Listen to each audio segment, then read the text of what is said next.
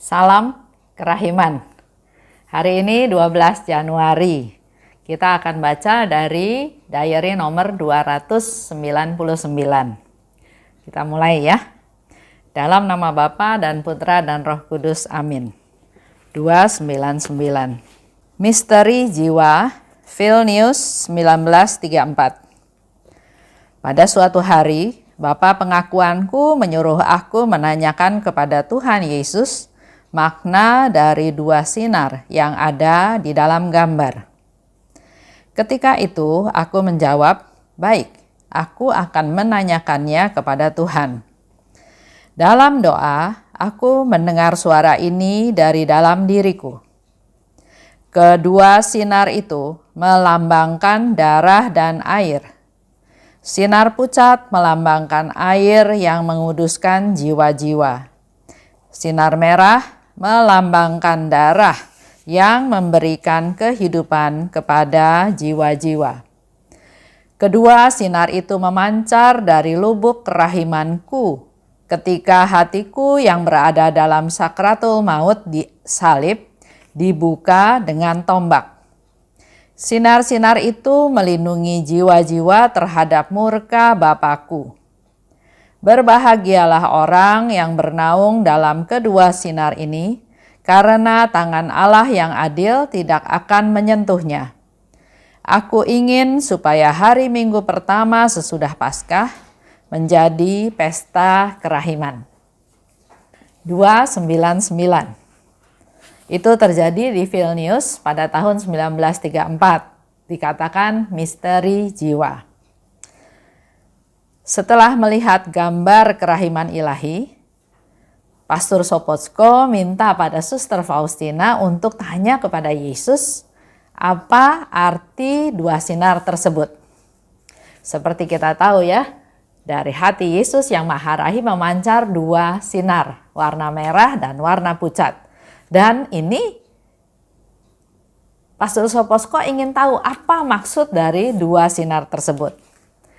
Di dalam doa, Suster Faustina mendengarkan suara penjelasan ya. Kedua sinar itu melambangkan darah dan air. Sinar pucat melambangkan air yang menguduskan jiwa. Sinar merah melambangkan darah yang memberi kehidupan kepada jiwa-jiwa. Seperti kita tahu semua ya, pada waktu lambung Yesus ditusuk oleh tombak memang memancar darah dan air.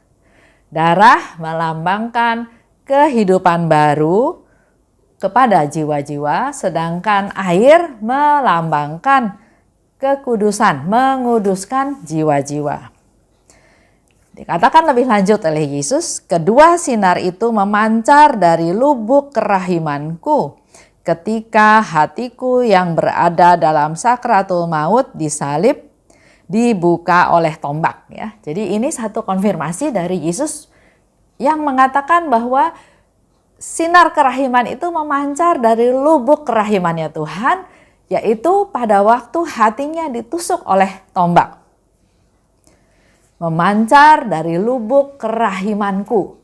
Kalau yang kita tahu sebelumnya adalah pada waktu serdadu ingin memastikan Yesus itu sudah wafat atau belum, maka dia tusuk tombaknya, dia tusuk lambungnya dengan tombak dan mengalirlah darah dan air.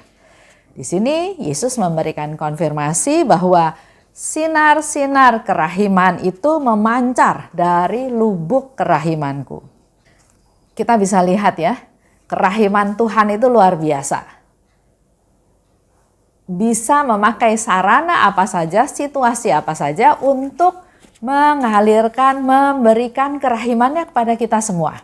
Dari contoh ini kita bisa lihat, lambung Yesus ditombak, dilukai, disakiti, disiksa, melalui penderitaan, melalui kesombongan, melalui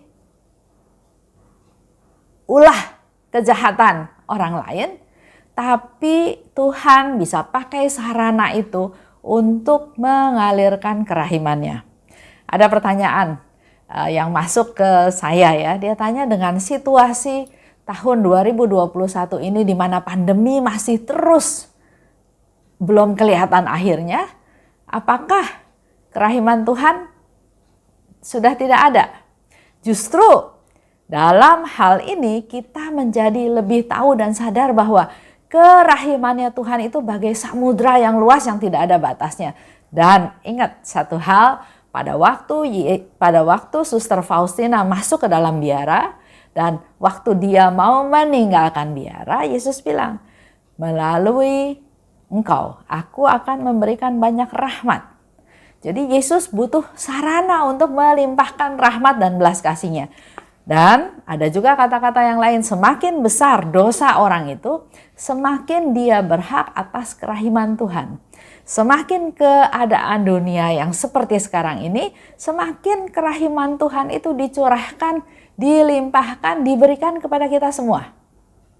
Jadi jangan takut kerahiman Tuhan berhenti. Justru dengan situasi-situasi seperti ini, maka inilah kesempatan kita yang papa, yang tidak berdaya, yang tidak bisa apa-apa lagi, datang pada Tuhan, mohon kerahimannya Tuhan, karena kerahiman Tuhan itu tidak terbatas. Tuhan bisa pakai situasi apapun untuk memberikan kerahimannya, untuk memberikan rahmatnya, termasuk sekarang juga dalam situasi seperti ini. Yang diperlukan dari kita adalah mengandalkan Tuhan. Percaya pada Tuhan, Tuhan akan memberikan rahmat-rahmatnya. Seperti contoh juga ya, waktu itu tentang Maureen Digan. Masih ingat ya? Maureen Digan ini dia punya sakit kaki gajah. Di mana kakinya satu sudah diamputasi dan kaki yang kedua harus diamputasi lagi karena penyakit tersebut. Dia keluar masuk rumah sakit, mungkin sudah 50 kali, tapi suaminya mendengar di TV tentang Suster Faustina. Sehingga dia mengajak Maureen Digan untuk pergi ke Krakow untuk berdoa melalui Suster Faustina untuk mohon kesembuhan. Dari awalnya Maureen Digan nggak mau, tapi akhirnya dia mau pergi dengan harapan Tuhan bisa menyembuhkan anaknya yang memang cacat. Ya. Nah dari situ ceritanya berlanjut di mana pada waktu Maureen Digan sampai di depan kotak ya, tempat relikuinya Suster Faustina, di sana dia katakan, saya sudah datang, berbuatlah sesuatu untuk saya. Karena dia mendengar dari dalam hatinya, Suster Faustina bertanya, apa yang kau kehendaki? Nah di situ dia bilang dia mohon kesembuhan. Dia sudah datang jauh-jauh dari Amerika ke Polandia, dia mohon kesembuhan untuk anaknya dan untuk dia. Dan luar biasa, sakit kaki gajahnya itu langsung berhenti, langsung sembuh. Dia merasakan tadinya basah ya, tiba-tiba dia merasa kering, tapi dia nggak percaya. Dia nggak percaya bahwa dia sudah sembuh.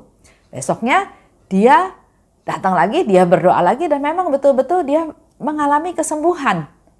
Dia diperiksa oleh dokter. Dokter menyimpulkan bahwa ini bisa terjadi, kesembuhan seperti ini hanya suatu mukjizat.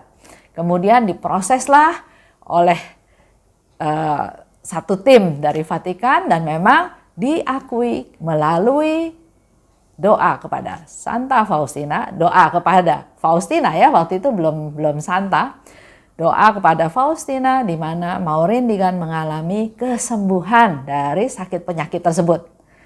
Melalui kejadian Maureen Digan ini menjadi salah satu cerita, salah satu bukti di mana Suster Faustina akhirnya diangkat menjadi beata.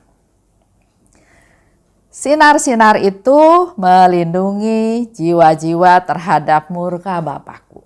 Itu yang dikatakan oleh Tuhan Yesus. Sinar-sinar kerahiman yang memancar dari hatinya yang Maha Rahim melindungi jiwa-jiwa terhadap murka Bapakku. Ini satu lagi bukti kerahiman Tuhan. Tuhan sebetulnya nggak ingin menghukum.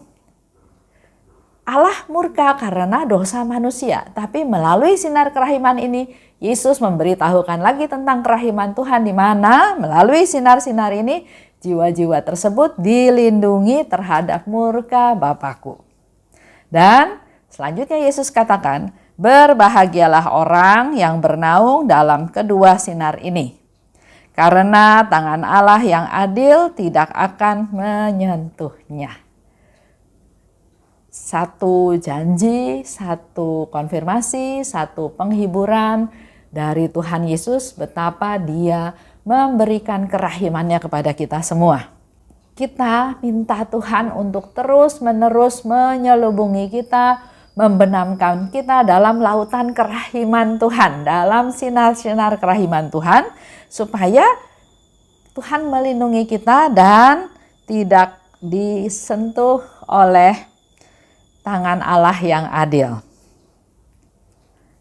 Lebih lanjut Yesus katakan, aku ingin supaya hari Minggu pertama sesudah Paskah menjadi pesta kerahiman.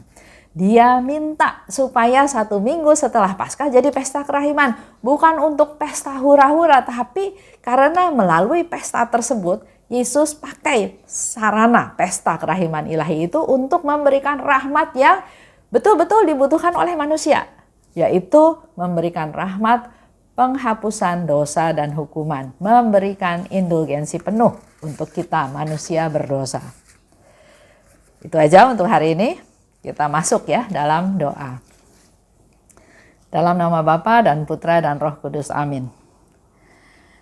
Terima kasih Bapa atas penjelasan yang kami terima pada hari ini tentang 2 sinar yang memancar dari hati Yesus yang Maha Rahim. Sinar merah melambangkan darah yang memberikan kehidupan baru bagi jiwa-jiwa, dan sinar pucat yang melambangkan air yang menguduskan jiwa-jiwa. Terima kasih Tuhan, berkati kami, lindungi kami, tenggelamkan kami dalam lautan kerahiman-Mu, biarlah kedua sinar-Mu membungkus kami, melindungi kami, menyelubungi kami, supaya kami dilepaskan dari tangan Allah yang adil. Kami juga mohon rahmat-Mu Tuhan, untuk diberi kekuatan, diberi kemampuan bila kami harus mengalami sesuatu, biarlah melalui sinar-sinar kerahiman-Mu kami juga dikuatkan. Kami percayakan seluruh hidup kami dalam tangan-Mu, karena hanya Engkau Yesus, andalan hidup kami. Amin. Dalam nama Bapa dan Putra dan Roh Kudus, amin. Salam kerahiman.